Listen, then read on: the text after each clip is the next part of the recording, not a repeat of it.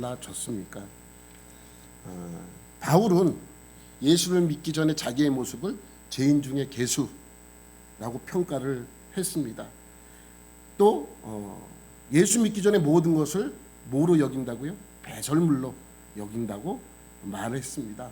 그러니까 예수 믿기 전하고 후의 모습은 죄인 중에 괴수의 모습과 사도의 모습으로 바뀌게 되는 것이죠. 여러분, 많은 그리스도인들 중에서도 예수 믿기 전에 그 과거의 모습과 또한 다양한 이력들을 가지고 있는 그러한 모습 속에서 그리스도인이 된 후의 모습은 많이 바뀐 것을 여러분이 알 수 있습니다. 우리가 예수 믿은 다음에 우리의 모습은 예수 믿기 전의 모습과 후의 모습은 어떻게 달라졌는지 한번 생각해 봐야 할 것입니다. 오늘은 바울 서신의 제4법칙에 대해서 여러분과 함께 나누고자 합니다. 여러분, 바울 서신은 몇 가지 법칙이 있다 그랬어요? 1과 2법칙, 3법칙, 4법칙, 5법칙까지 있다고 말씀을 드렸습니다.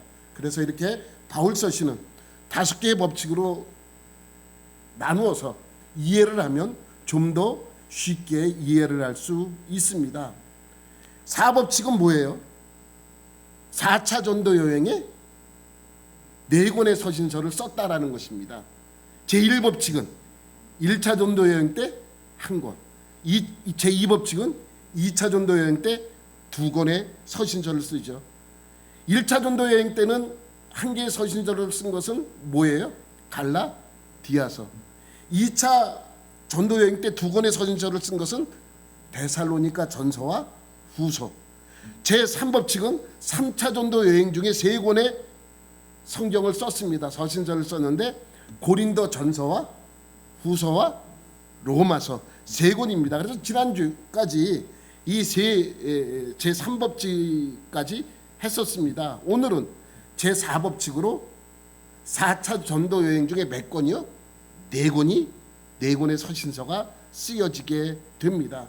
4권의 서신서는 뭐냐? 보면 에베소서, 빌립보서, 골로새서, 빌렙몬서, 이 4권의 성경이 쓰여지게 됩니다. 근데 이 4차 전도 여행은 로마의 감옥에 갇혀 있는 상태였기 때문에 그 상태로 쓴 거예요. 그래서 이 4차 전도 여행 때 쓰여진 이 4권의 서신서는 옥중서신이라 이렇게 말하기도 합니다. 옥중서신, 감옥에 갇혀 있으면서 쓰여진 서신서입니다. 여러분, 지난주에 바울은 3차 전도 여행 중에 3권의 서신서를 쓰게 됐다고 말씀을 드렸습니다. 3차 전도 여행의 중심지는 어디였습니까? 에베소. 에베소에 몇 년간 사역을 했습니까? 3년. 3년 동안 사역을 했습니다. 여러분, 3년 동안 에베소에서 사역을 하게 되면서 2차 전도 여행 때 중심지였던 고린도 교회에 대한 소식을 듣게 됩니다. 그리고 한 집사님이 편지를 가지고 바울을 찾아옵니다. 그 편지의 내용은 질문이에요. 질문. 지금 상황이 이런데 이거를 어떻게 할까요? 라는 질문을 하는 5가지 질문을 하는 내용의 편지를 갖고 바울을 찾아오게 됩니다. 바울은 그 편지의 내용을 받아들고 그것에 답변을 쓰죠. 또 그 집사로부터 고린도 교회의 상황을 전해 듣게 되죠. 다 쪼개져서 바울파, 게바파, 아볼로파, 그리스도파로 나누어서 서로 싸우는 그 모습을 보고 바울이 또 그 내용에 관한 편지를 쓰게 됩니다. 이것이 뭐라고요? 고린도 전서입니다. 근데 여러분, 고린도 전서를 보면 우리 지도를 보면 1번 에베소에서 고린도 전서를 써요. 고린도 전서를 써서 고린도 교회에 보냅니다. 그리고 나서 급하게 에베소의 사역을 마무리하고 고린도 교회를 찾아가게 되죠. 그런데 배를 타지 않고 걸어서 가게 됩니다. 걸어서 가게 되면 이제 북쪽으로 해갖고 이렇게 돌아서 가게 되는데 바울이 이제 마게도냐 지역에 이르렀을 때 디도라는 바울의 제자를 만납니다. 그곳에서 이 고린도 교회의 상황을 다시 전해 듣게 되죠. 전해 듣게 돼서 바울은 빨리 고린도 교회에 가서 정리하고 싶었는데 지금 당장 마게도냐 지역에 있으면서 마게도냐 교회도 바울에 의해서 세워진 교회 아니에요. 그러니 바울이 지금 이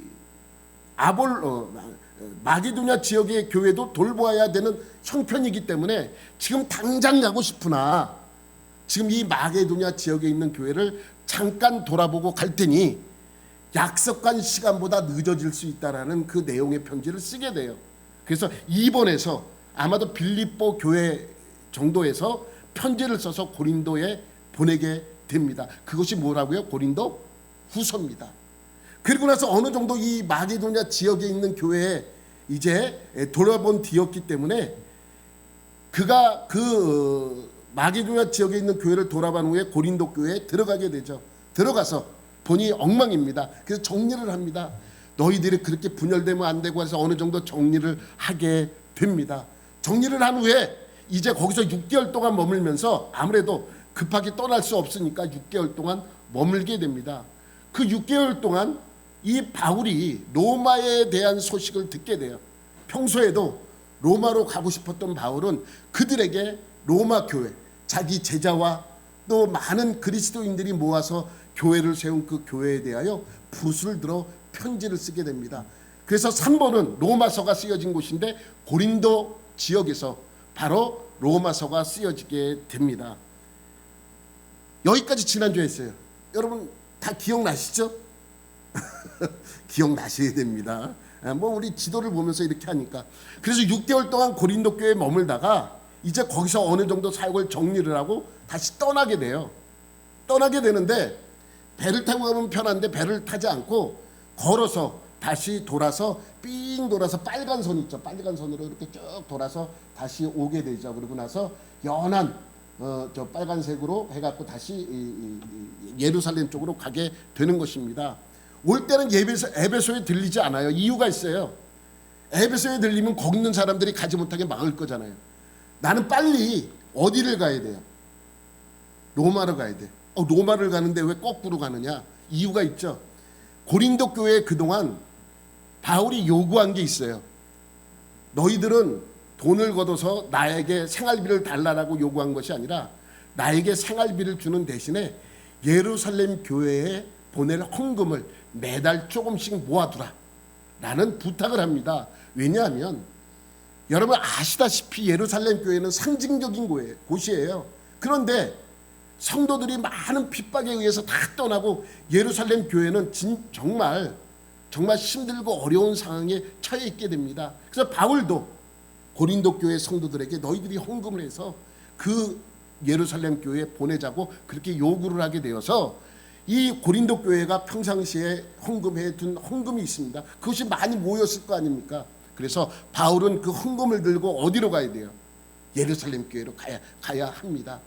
예루살렘 교회를 가야 하는데도 그 마음속에는 뭐가 있어요? 로마로 가야 되는 그러한 마음이 그를 로마로 끌고 있다는 것을 여러분 아시잖아요. 바울이 얼마나 로마로 가고 싶어 했는가. 왜 로마로 가고 싶어요? 로마라는 그런 신도시가 세워진 그곳을 보고 싶어서가 아니라 그곳에 가서 복음을 전하면 효과가 크다는 것을 알고 있었기 때문입니다. 그래서 로마에 들어가기 전에 그는 그 헌금을 가지고 예루살렘 교회에 들어가게 되죠. 근데 주변에서 말립니다. 예루살렘에 들어가면 힘들어지고 어려워질 수 있으니까 가지 말라고 주변에서 말림에도 불구하고 그는 선교 보고도 할 겸 헌금도 전해줄 겸 겸사겸사 예루살렘을 향해 들어가게 됩니다. 그리고 예루살렘에 들어갔더니 힘들고 어려운 일이 놓여 있는 거예요. 우리 야고보를 만나죠. 야고보는 예수님의 동생 야고보입니다. 야고보를 만나서 선교 보고를 하고 헌금을 전달을 합니다. 근데 야고보가 근심 어린 소리로 바울에게 이야기를 꺼냅니다. 많은 사람들이 당신이 율법을 버렸다, 하나님을 버렸다고 그렇게 알고 있는데 그것을 종식시키기 위해서는 당신이 예루살렘 성전에 올라가서 정결 예식을 행하라. 그래서 며칠 동안 정결 예식을 행하죠. 그런데 문제는 바울을 싫어하는 제사장들이 있잖아요.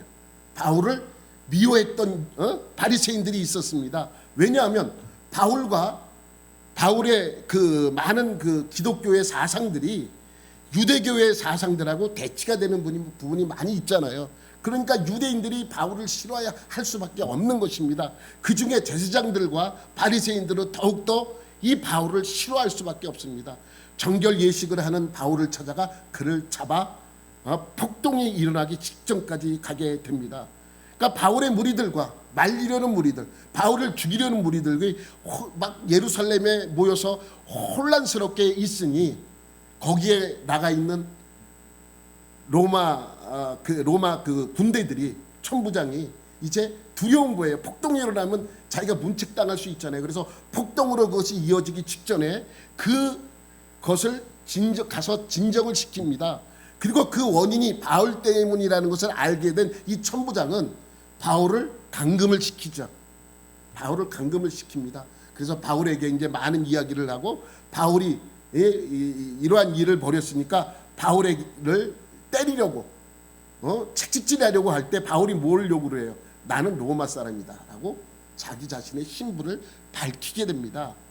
그러니 바울이 로마 사람이라는 것을 알게 된 천부장은 놀랄 수밖에 없어요. 왜?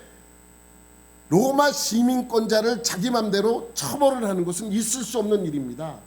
그래서 그 바울에게 많은 것을 묻고 바울을 보호하게 됩니다. 그리고 그 바울을 총독에 있는 가이사랴 쪽으로 옮겨서 그를 보호하게 되죠. 그래야 더 보호가 되니까. 그런데 문제가 생깁니다. 무슨 문제냐면 이 제사장들과 바리새인들이 이제 이 바울을 정식으로 고발을 합니다. 이 사람은 우리의 신앙과 우리의 율법을 어겼으므로 우리는 이미 사형 선고를 언도했으니 당신네들은 그 형벌을 내릴 수 있도록 허락해달라, 아니면 당신들이 죽여라 라는 그러한 의미죠. 고발을 하게 되죠. 그런데 그 고발을 접수한 사람, 그 로마 군인들은 그를 처벌할 수가 없는 거예요. 그런데 여러 가지 우여곡절 끝에 이제 이 바울이 그렇게 자기가 힘들고 어렵게 있는데 감금을 시킬 수밖에 없어요. 그러니까 바울을 감금시키는 이유가 그가 죄인이기 때문에 감금을 시키는 것이 아니라 그를 놔주면 어떻게 돼요? 폭동이 자꾸만 일어나잖아요. 그러니까 바울 하나만 내가 보호하고 있으면 폭동이 일어나지 않을 수 있으니까 바울만을 보호하고 있는 것입니다. 그러니까 감금이라기보다는 보호하고 있었던 것이죠. 근데 바울이 자꾸만 그 제사장들과 바리새인들이 자기를 고발하고 정식으로 내어줄 것을 요청을 하니까 바울이 있다가 무엇을 요청해요? 나는 이곳에서 재판을 받지 않고 로마에 가서 재판을 받겠다라고 요청을 합니다. 이것은 뭐냐면 로마 시민권자는 그 당시 로마가 지배하는 어느 나라에 가 있든지 어떠한 범죄에 연루가 됐든지 나는 재판을 로마에 가서 받겠습니다라고 요구를 하면 로마에 가서 재판을 받을 수 있는 권리가 있었습니다. 여러분 우리나라에도 좀 비슷한 법들이 있잖아요. 미군이 우리나라에 들어와서 어떠한 잘못을 저질렀을 때 우리나라의 법에 적용을 시키는 것이 아니라 미국 법에 적용을 시켜요. 좀 그런 억울한 법이죠. 소파라는 그러한 강제 규정의 법이 있었기 때문에 미군은 우리나라에 들어와서 많은 악을 행해도 벌을 받지 않는 그러한 일들이 많이 있었습니다. 비슷한 거예요. 로마도 그 당시에 큰 권력을 갖고 있었기 때문에 자기네 나라 국민이, 로마 시민이 어디를 가서 그러한 일을 당해도 로마에 가서 재판을 받을 수 있는 권리를 누릴 수 있도록 만들어놨습니다. 그러니까 바울은 그것을 요구한 것입니다. 내가 이곳에서 저들과 함께 상관하지 않을 테니 난 로마에 가서 재판을 받겠다, 이렇게 얘기를 합니다. 그랬더니 그 총독이 뭐라 그래요? 아니 굳이 네가 그것을 요구하지 않아도 너는 이미 무죄인 것이다 라고 했음에도 불구하고 바울은 로마에 들어가야 되잖아요. 로마에 들어가기 위해서 자기 자신을 로마에 가서 재판받겠다고 요구를 하게 됩니다. 그래서 바울은 이제 결국 로마에 들어가게 되는 것이죠. 그것이 바로 4차 전도 여행의 시작입니다. 우리 지도를 보면 4차 전도 여행을 그렇게 해서 출발을 하게 되는데, 여러분 가이사랴에서 출발해서 이렇게 로마까지 가죠. 로마까지 가는데 그 사이에 에베소와 고린도 보이죠. 그러니까 얼마나 로마가 먼 거리입니까? 로마에 고린도에 있을 때에도 에베소에 있을 때도 바울은 늘 로마로 갈 생각으로 가득 차 있었습니다. 그래서 배를 타고 이제 압송되어지는 거지만 사실은 또 달리 생각하면 로마 병사의 호의를 받으며 가게 되는 것이죠. 가게 되는데 문제는 뭐냐면 여러분 여기 크레타라는 섬에서 출발을 했는데 난파라고 써 있죠. 배가 그 광풍을 만나요. 그래서 배가 어디로 가는지도 모르고 그냥 심하게 죽을 뻔한 상황을 맞이하게 되지만 결국 어디에 들어가게 돼요? 로마에 들어가게 되는 것입니다. 여러분, 사실 로마에 가서 감옥에 갇혔던 것은 아니에요. 가택연금을 당해요. 가택연금.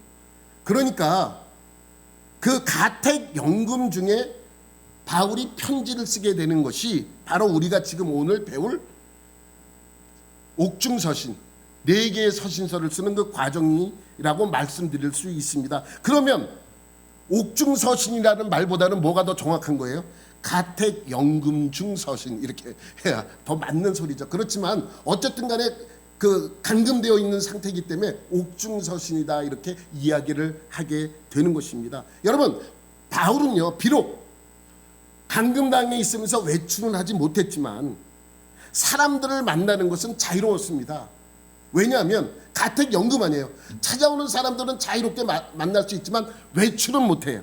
그래서 많은 사람들이 바울을 찾아왔고 그곳에서 예배와 성경 공부가 이루어졌습니다. 그러니까 가택연금 당한 바로 그곳이 교회가 되어서 많은 사람들이 예수 그리스도로 말미암아 거듭났고 또 로마 교회로 든든히 세워져가는 과정에 있었습니다. 여러분, 그렇게 바울은 사람들을 만나면서 로마 교회를 세워가는데 걱정되는 것이 하나가 있었습니다. 3차 전도 여행지의 중심지였던 에베소 교회입니다. 에베소에서 3년간을 사역을 했고 많은 사람들이 그곳에서 예수를 믿었고 큰 교회를 세웠습니다. 근데 3년간의 사역을 마치고 떠날 때도 정식으로 인사하고 떠나지 않았잖아요. 급하게 떠났잖아요. 그래서 그러 이후에 한 3, 4년 정도의 시간이 지난 그때에 바울은 로마에 감금되어 있으면서 에베소 교회의 소식을 듣게 됩니다. 그러고 나서 그 소식에 대한 답변을 쓰는 것이 바로 뭐라? 에베소서인 것입니다. 내용을 한번 유추해 보세요. 에베소서의 내용은 과연 무엇일까? 한번 그러한 상황 속에서 에베소서를 한번 생각해 보면 됩니다. 에베소 지역은 많은 지도를 봐야 돼. 이 에베소는 로마 다음으로 큰 도시예요. 그 당시에 로마 다음으로 큰 도시니까 많은 주변의 나라의 사람들이 각양 인종들이 와서 이곳에 와서 이 에베소를 경험을 하게 되는 것이죠. 아프리카에서도 가까우니까 아프리카에서도 오고 아시아에서도 오고 유럽에서도 오고 그런 곳이 에베소 지역입니다. 그러니까 각종 사람들이 모이는 그곳에 또 유대인들도 많이 있었습니다. 유대인들도 큰 도시니까 아무래도 예루살렘을 떠난 유대인들이 모여서 생활하는 곳도 바로 이 에베소 지역이었습니다. 그러니 온갖 사람들이 다 모여있는 이 에베소 지역에 뭐가 가장 중요한 것인가? 무엇이겠습니까? 바로 연합입니다. 야, 한국 사람들끼리 모여, 아시아 사람들끼리 모여, 흑인들끼리 모여, 야, 백인들끼리 모여 이렇게 나누는 것이 아니라 그러한 사람들이 모여있는 많은 곳이 새 문제가 자꾸만 인종들끼리 분리되는 그러한 문제들이 생기니까 바울은 이 에베소 교회의 연합을 강조하게 됩니다. 그래서 에베소서의 주제는 그리스도와의 연합이 에베소서의 주제입니다. 그리고 주님과 연합되는 그 관계 속에서 이루어져가는 열매 맺는 그러한 과정들이 기록되어 있는 것이죠. 각 사람에게 향하신 하나님의 영원한 목적과 은혜를 이해하고 교회를 향한 하나님의 목적을 알게 하기 위하여 기록한 것이 바로 에베소서입니다. 여러분, 그래서 뭐의 비유를 많이 했냐면 부부간의 연합, 또 그 부모 자식 간의 연합을 들어서 하나님과 우리와의 연합을 강조하게 된 것입니다. 여러분, 결혼식장 가면, 결혼식에 가면 결혼 예배를 드릴 때 가장 많이 사용하는 성경 구절이 에베소서예요. 에베소서 5장 22절부터 우리가 보면 이런 구절 여러분 넘겨봐봐요. 시작. 아내들이여 자기 남편에게 복종하기를 주께 하듯하라. 이는 남편이 아내의 머리됨이 그리스도께서 교회의 머리됨과 같음이니 그가 바로 몸의 구주이시니라.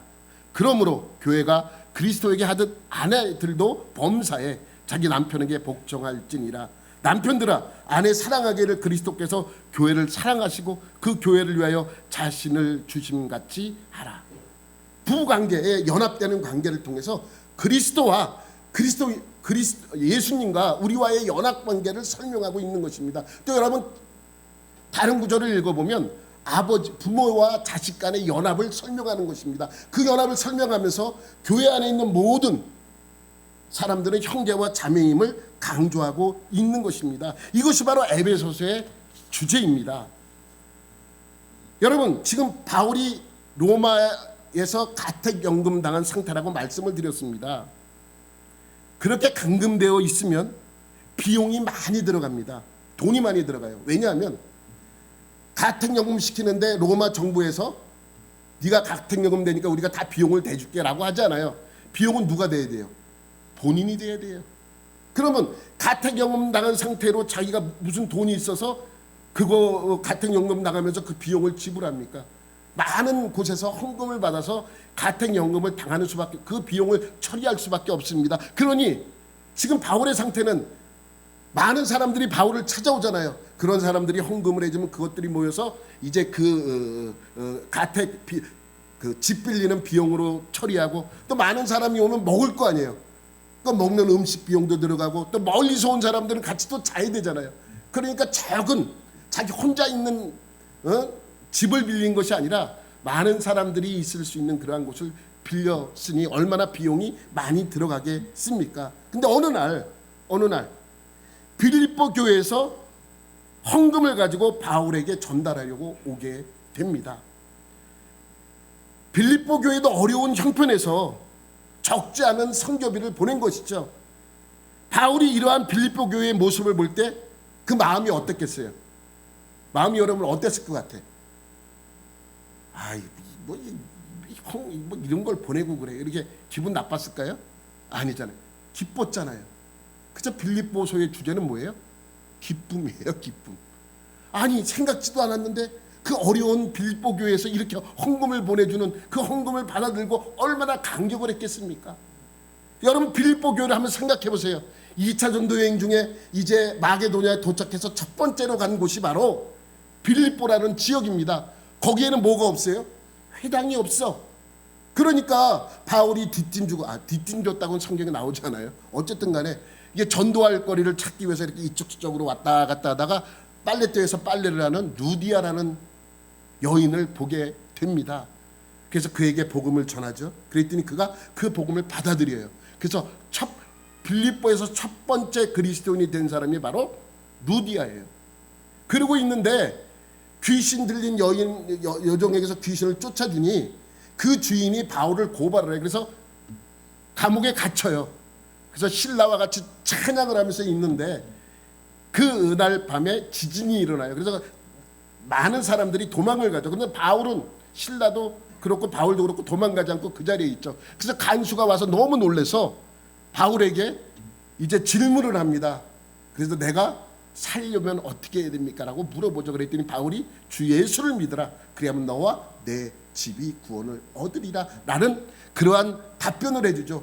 그래서 이 간수장이 너무 놀라워서 그를 데려다가 자기 가정에 집에 모시게 됩니다. 그리고 자기 집에 있는 모든 사람들도 다 예수를 믿게 하고, 그 간수장 가정이 두 번째 가정이에요. 그러니까 바울이 빌립보에서 이 두 가정만 만들어 놓고 떠나게 돼요. 그러니까 그 두 가정은 빌립보 교회의 기초가 된 거예요.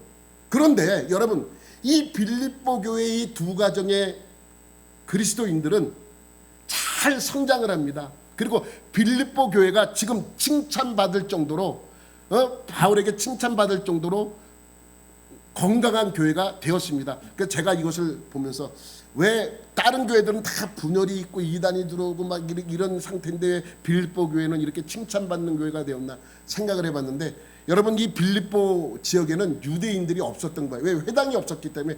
여러분 유대인들은 2가정 3가정만 모이면 제일 먼저 하는 것이 회당부터 세웁니다.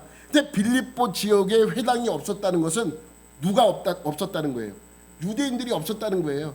그러니까 유대인들이 없으니까 이 2가정에 의해서 세워진 그 교회에 분쟁이 별로 없었던 것 같아요. 그러니까 건강하게 성장을 했고, 지금 어려운 이 시기에 바울에게 그 헌금을 가지고 지금 찾아와서 이 헌금을 가지고 감금되어 있는 이 상태를 다 극복하라는 의미에서 격려를 하고 있는 것이죠. 그러니까 바울이 너무 기뻐. 그래서 바울이 그 헌금을 보낸 빌립보 교회에 감사의 편지와 격려의 편지를 쓰게 되는 것입니다. 그것이 뭐예요? 빌립보서. 그래서 빌립보서는 주제가 뭐다? 기쁨이에요. 여러분 빌립보서에 읽어보면 우리가 알고 있는 창세기부터 요한계시록까지 다 읽어봐도 기쁨이라는 단어가 가장 많이 나오는 성경이 바로 빌립보서예요. 여러분 2구절만 우리가 대표적으로 볼게요. 더 많이 있지만 두 구절만 대표적으로 볼게요. 시작. 이와 같이 너희도 기뻐하고 나와 함께 기뻐하라. 4장 1절 시작. 그러므로 나의 사랑하는 사모하는 형제들, 나의 기쁨이요 멸류관인 사랑하는 자들아, 이와 같이 주 안에 서라. 그래서 성경을 읽어보면 아니 지금 바울이 감금되어 있는 거 맞나 할 정도로 기쁨에 넘쳐서 쓰는 성경이 바로 빌립보서입니다. 왜 기쁨에 넘쳐 있나?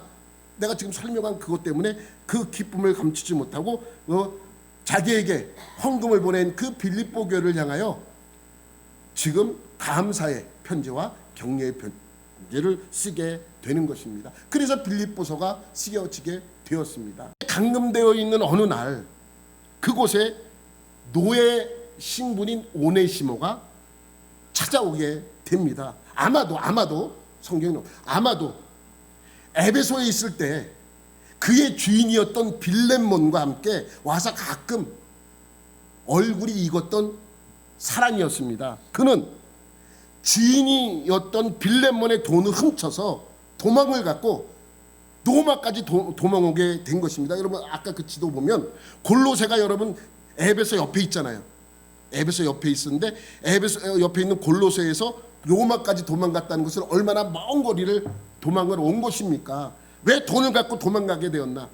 돈을 갖고 도망가면 자유를 누릴 줄 알았는데 그러지 않은 거예요. 너무 힘든 거예요. 너무 돈도 다 떨어졌어. 이제 갈 데도 없습니다. 여러분 우리나라도 과거에 집에서 일하고 있던 노예들이 도망치면 끝까지 찾아내서 그에게 벌을 주었습니다.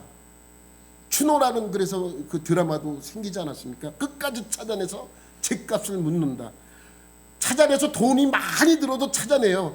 그래서 본보기를 보여줘야 다른 노예들이 도망갈 생각을 안 하기 때문에 돈이 많이 들어도 그 당시에는 그렇게 추노꾼이라는 노예를 쫓는 그러한 사람을 사서라도 그 노예들을 잡아오는 그러한 일들이 있었습니다. 이 로마 시대도 마찬가지예요. 도망간 노예는 특별법에 의해서 특별히 더 많은 죗값을 묻는 것이 바로 이 시대의 룰이었습니다. 그런데 여러분 한번 생각해 보세요. 오네시모도 훔쳐간 돈이 다 떨어졌어. 갈 데가 없어. 그런데 늘 주인이 주님하고 예수 믿는 사람 조금과 다른 모습이 있었기 때문에 바울을 찾아온 것입니다. 바울을 찾아온 오네시모는 얼마나 마지막 심정으로 바울을 찾아왔겠습니까? 그런데 바울은 그 오네시모를 따뜻하게 맞아주게 된 것입니다.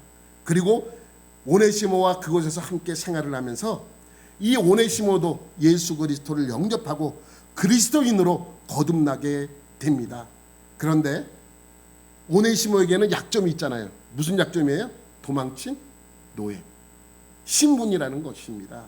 만일 바울이 계속해서 오네시모를 데리고 있는다면 노예를 숨겨준 죄를 범하게 되는 것 아닙니까? 그잖아요. 그래서 바울은 오네시모의 일에 대한 해결을 모색하게 됩니다. 그러던 중에 골로새 교회에 안 좋은 소식이 들리게 됩니다. 여러분 골로새 지역 여기 다시 한번 보면 이 골로새 지역은 오네시모의 주인이 있었던 빌레몬의 집이 있었던 그러한 곳입니다. 그곳에 골로새 교회에 그때 성행했던 문제가 뭐냐면 이단인 영지주의자들이 들어와서 사람들을 미혹해 한다는 소식이었습니다.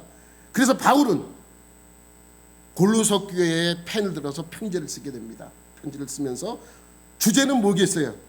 골로새 교회를 분열시키는 이단을 논박하며 예수 그리스도만이 하나님의 형상이시고 창조자이시고 만물보다 먼저 계신 분임을 알리기 위함입니다. 골로새 교회는 바울이 세운 교회가 아니에요. 바울이 세운 교회가 아닙니다. 누가 세웠냐면 에바브라라는 바울의 제자가 세운 개척교회입니다. 에바브라는 일 때문에 이제 이 골로새에 있던 에바브라가 에베소에 나와서 일을 보게 됩니다. 그러던 중에 바울을 만나게 되는 것이죠. 바울을 만나서 예수님을 만났고 예수님을 만나서 그리스도인이 되었습니다. 그리고 바울에게서 많은 것들을 배웁니다. 그리고 그의 사명 중에 하나인 땅 끝까지 이르러 나의 증인이 되라는 주님의 말씀을 듣고 자기 고향인 골로새로 돌아가 그것의 교회를 세우게 됩니다. 그것이 무슨 교회다? 골로새 교회가 된 것입니다. 그런데 이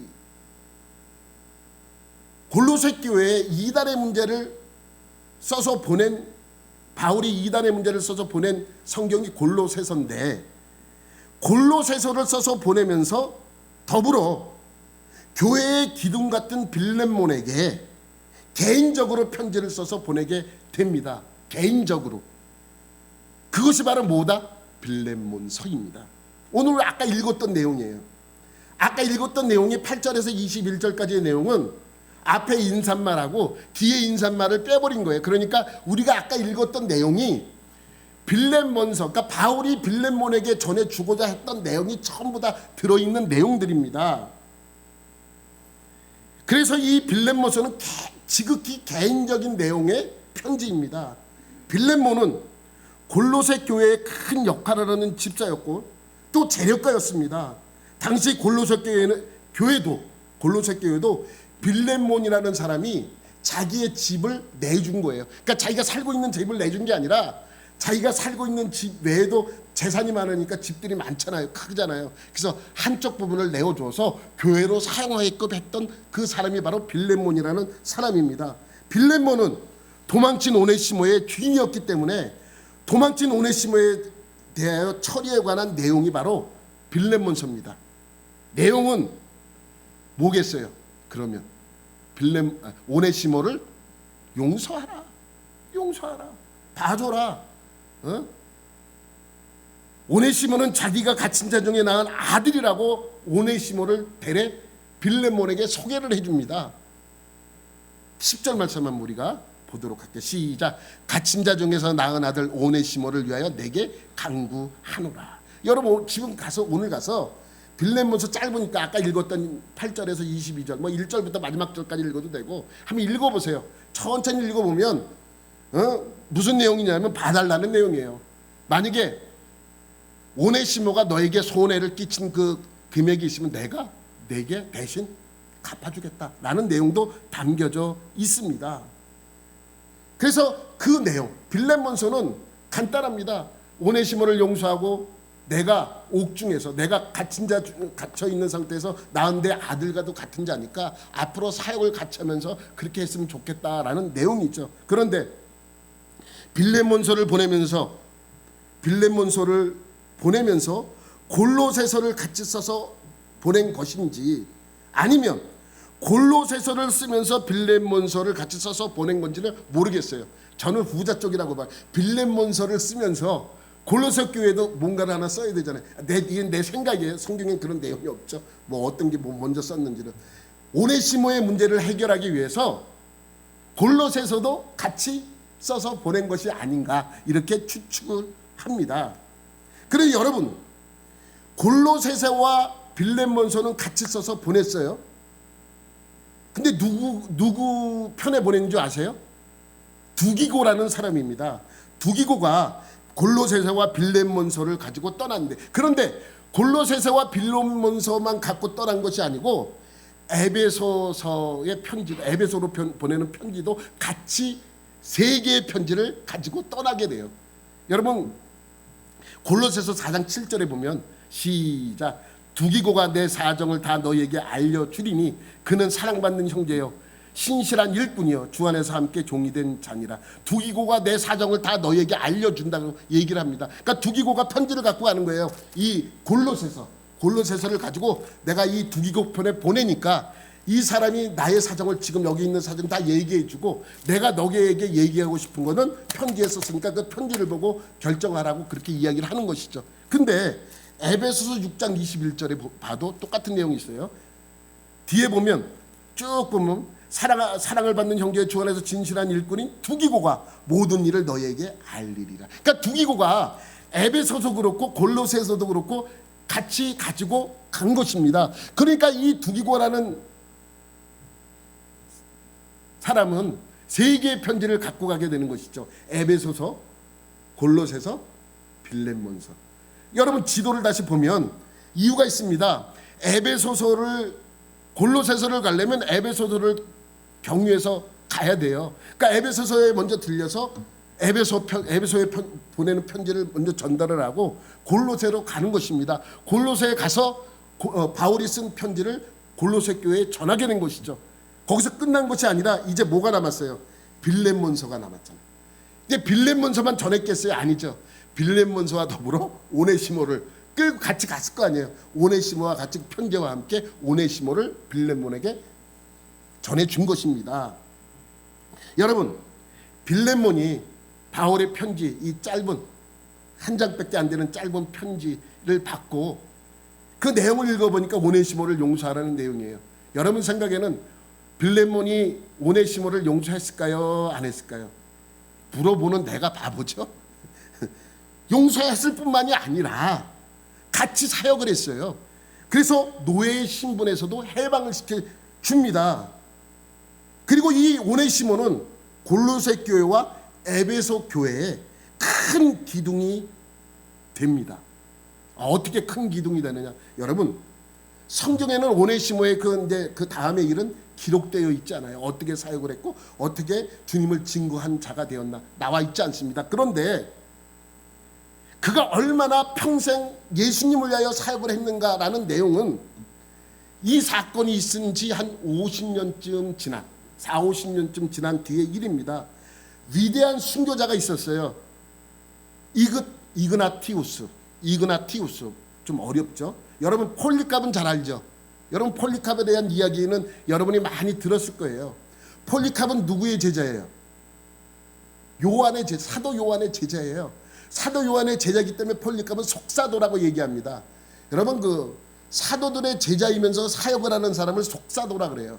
우리는 한 속속속속속속 한참 가겠죠.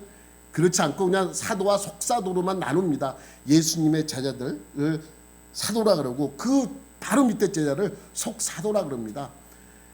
폴리갑은 속사도예요. 사도 요한의 제자입니다.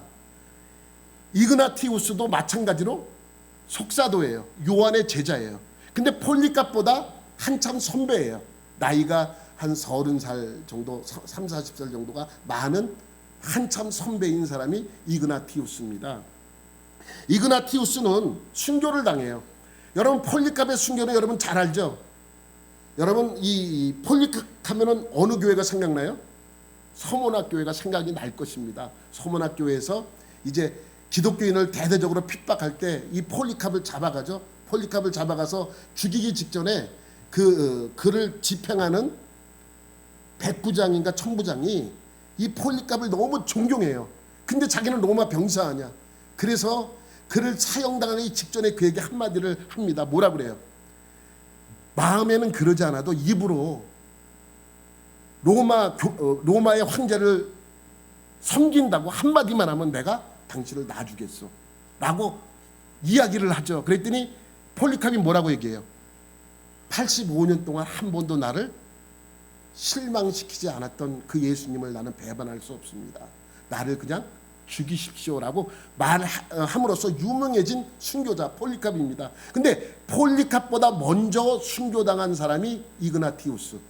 폴리캅은 서문학교의 감독이었는데 이그나티우스는 안디옥, 수리아 안디옥의 감독이었습니다. 그러니까 그 당시에 폴리캅보다 이 이그나티우스가 더 큰 사역을 하던 사람이었어요. 그래서 안디옥 지역에서는 베드로 이후에 이 이그나티우스가 감독이 되어서 그 지역 전체를 관할했던 그러한 목회자입니다.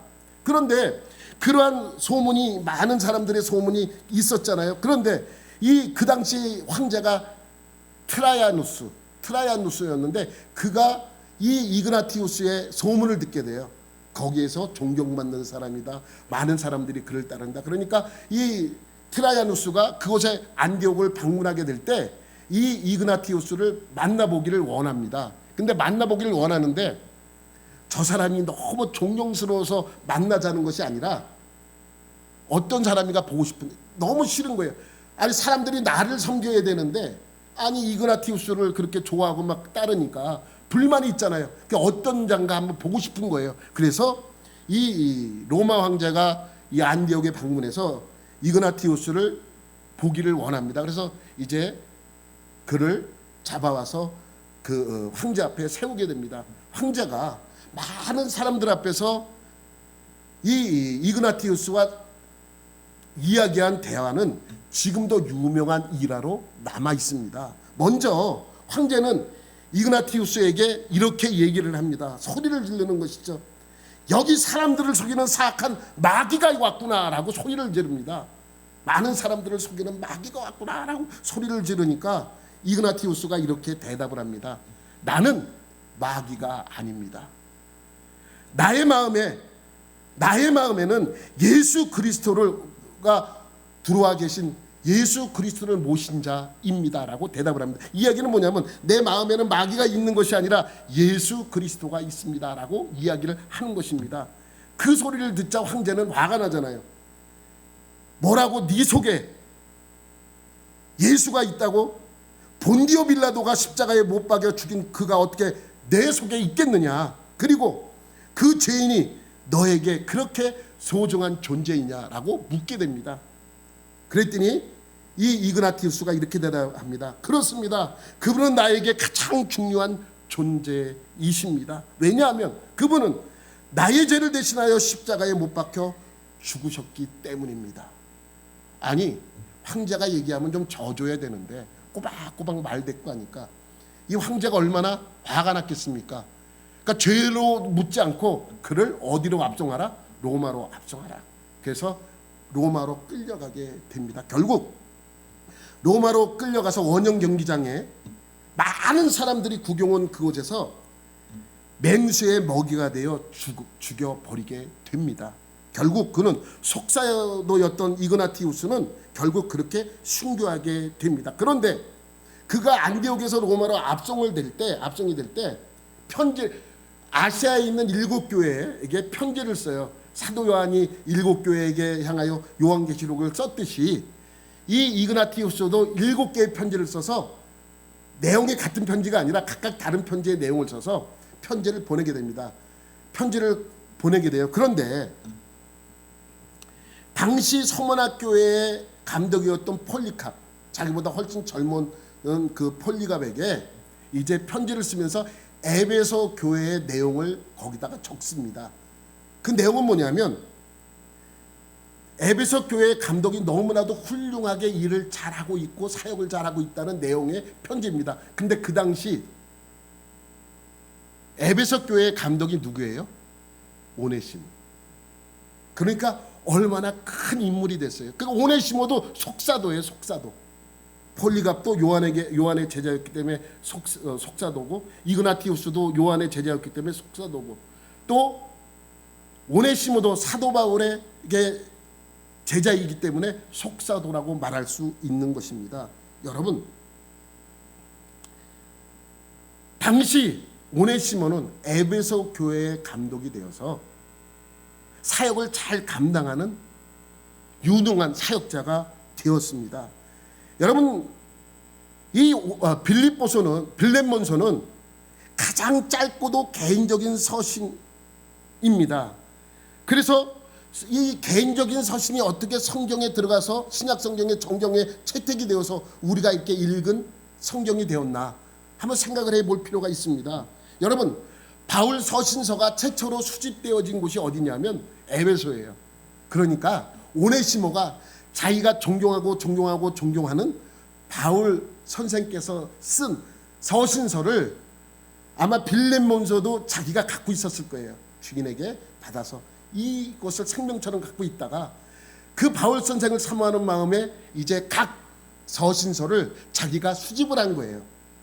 그래서 에베소 교회에서 최초로 바울 서신들을 수집해 놓은 것 중에 빌레몬서가 당연히 으뜸이었을 것입니다. 왜냐하면 자기 자신의 글이 기록되어 있던 것이고 이것을 가지고 늘 설교한 오네시모를 한번 여러분 상상해 보십시오. 뭐라고 설교했겠습니까?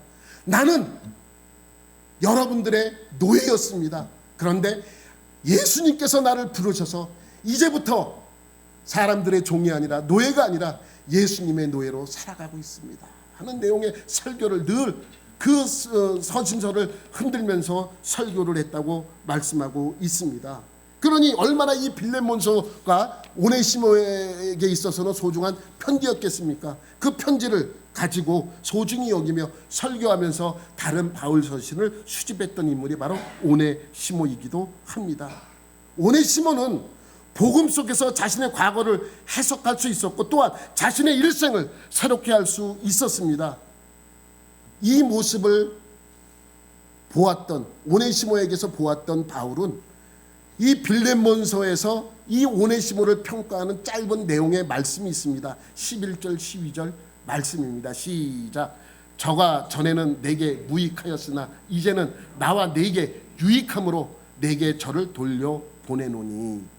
이제 무익한 자였는데 유익한 자로서 내가 내게 돌려보낸다라고 고백하고 있는 것이죠. 이렇게 오네시모를 다시 평가하여 주인이었던 빌레몬에게 돌려보내며 앞으로의 그 길을 주인인 빌레몬에게 넘기게 됩니다. 여러분, 이거는 성경에 있지는 않지만 많은 전승에 의해서 기록된 기록들입니다. 바울은 오네시모를 돌려보내기 전에 그를 불러서 이러한 질문을 했다고 합니다. 이보시오 오네시모, 앞으로 나와 함께 주님의 일을 하지 않겠소? 아니, 돌려보낸다는 얘기는 하지 않고 이러한 질문을 오네시모에게 했다고 합니다. 오네시모는 바울의 그러한 이야기를 듣고 귀를 의심하지 않을 수 없었다고 합니다. 그리고 되물었다고 합니다. 선생님, 저는 아무런 능력이 없는 무익하고 또 도망친 노예에 불과한 사람입니다. 저 같은 사람이 어떻게 그런 일을 할 수 있겠습니까? 자기가 처지가 지금 도망친 노예의 신분인데 대짜고짜 와서 나와 함께 일을 하지 않겠냐라고 묻는 바울의 소리에 이 오네시모는 위축되어질 수밖에 없지 않습니까? 그리고 자기는 도망친 노예라는 것을 다시 한번 바울에게 이야기를 하게 됩니다. 바울은 그 소리를 듣고 이렇게 대답을 합니다. 오네시모요, 예수 그리스도 안에서는 신분의 차별이 있을 수 없습니다. 하나님은 모든 사람이 다 구원받기를 원하고 계십니다. 당신이 지금까지는 무익한 존재인 노예로 살았으나 그리스도의 사람이 되고 나서 유익한 존재가 되었습니다. 지금까지는 사람의 종이었으나 이제부터는 주님의 종으로 살아가길 바랍니다. 당신은 충분히 그러한 능력이 있습니다. 나를 믿고 나를 따라와 주겠소? 라고 질문을 합니다. 거기서 오네시모는 그렇게 하겠다라고 대답을 하고 빌레몬에게 다시 찾아가서 죄를 용서함을 받게 됩니다. 여러분, 우리도 마찬가지입니다. 우리는 지금까지 무엇의 종이었습니까? 세상의 종이었습니다. 그렇게 살아왔습니다. 그런데 이제부터는 주님의 종의 모습으로 살아가야 합니다. 왜? 우리는 예수 그리스도로 말미암아 거듭났고 예수 그리스도로 말미암아 하나님의 자녀가 되었기 때문입니다.